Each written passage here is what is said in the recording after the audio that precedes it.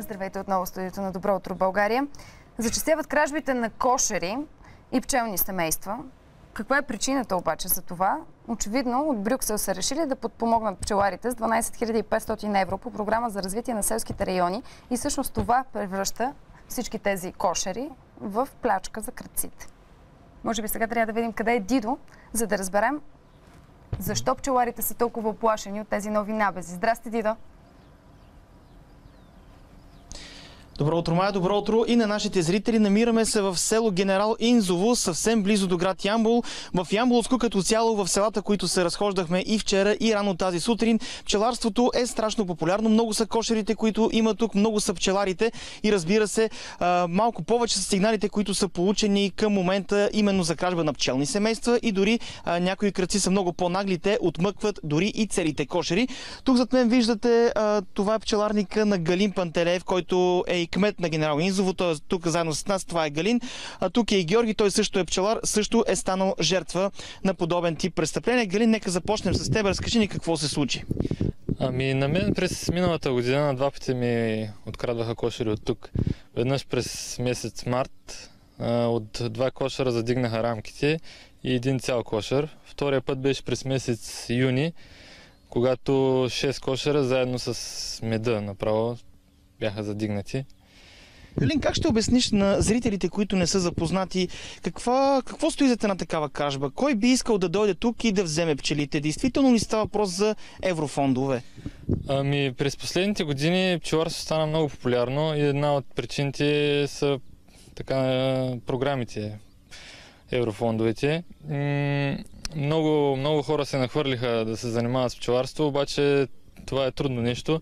На много хора през зимата им загиват семействата и те подлежат на проверки.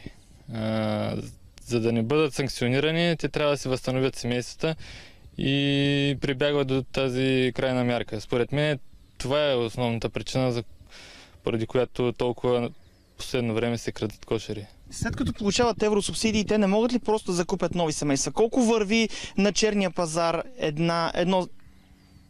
едно пчелно семейство и колко струва, ако трябва да си го закупиш ново? Тъй като през последните години интересът е много голям, даже и при желание да се закупи отводките, така наречените нови семейства, млади семейства, се ангажират още от предната година, така че търсенето е голямо, предлагането не е достатъчно. Цените на отводките станаха непоносими. Една отводка по програмите върви около 120 лева. Георги сега ще ни разкаже как се извършва самата кражба. Споменахме, че са два вида. Единият път просто взимат пчелни семейства, другия път дори цели кошери. Да, при мен случай е подобен. Първия път влязаха, аз не видях кога. След 2-3 дена констатирах, 5 от кошерите липсват.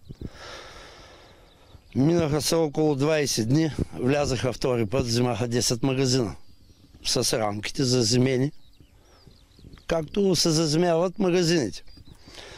На 10 септември направих последния преглед на пчелина.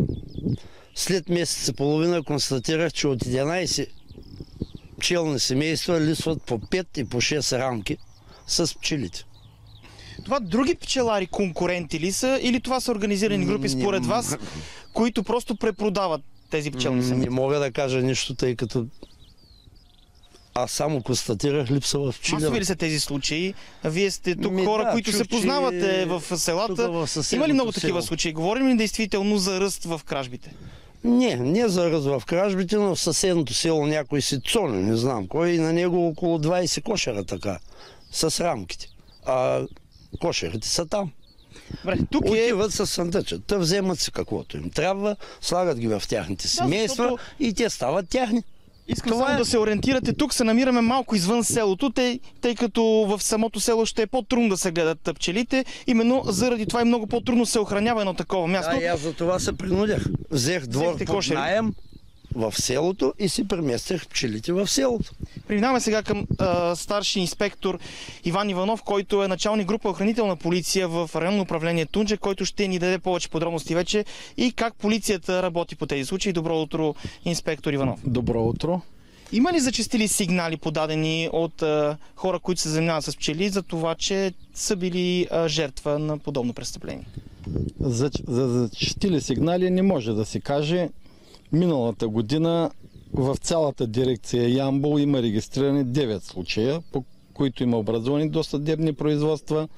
Има от тях 3 разкрити. Трудно ли се разкрива на такова престъпление? Следите, които се оставят, начина по който се разпознават после пчелите?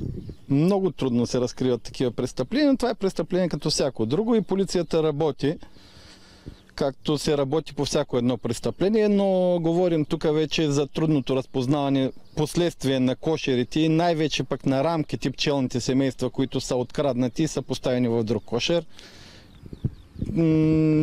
Почти нямат никакви белези, по които могат да бъдат разпознати, освен ако самият пчелар не си поставя свой белег на рамките, които в кошерите има. Има ли специални мерки, които сте предприели във връзка с тези набези? Нещо по-специфично в работата на полицията, очистени патрули? Да, има засилено полицейско присъствие в районите, където има такива семейства. И искаме да апелираме и към гражданите да помагат малко повече на полицията, защото последният случай, който имаме с Галин Пантелеев, полицейският патрул е бил тук в селото на около 2 км от Пчелина. Няколко човека в последствие разбрахме, че са забелязали 2 автомобила, които се въртят около Пчелина. Един е бил спрял тук. Ако беше подаден сигнала веднага, престъпните щяха да бъдат заловени на място, а не в последствие да бягаме и да търсим вече Единственият начин, по който хората могат да си помогнат, да помогнат и на вас? Има няколко начина. Виждаме, че Галин се е принудил да си вземе охрана. Това е един от начините да си оградят пчелините и да си поставят жива охрана. Някои от пчелините има поставени сот, други са с камери, но ние, полицията, усилихме полицейското присъствие в тези райони. Нашият патрул отговаря за 44 населени места, които са в община Тунджа. Сами разбирате, че без помощта на хората трудно ще се справим. Благодарим ви за тази връзка и за историята с пчелите. Което между другото е голям проблем. Имайки предвид за колко много пари става от европейски фондове, така се прави, така се прибират нас да работиш, крадеш пчели и вече имаш много пари. Да, още идея. Разделяме се така, следват новините, след което отново в студиото на политически теми.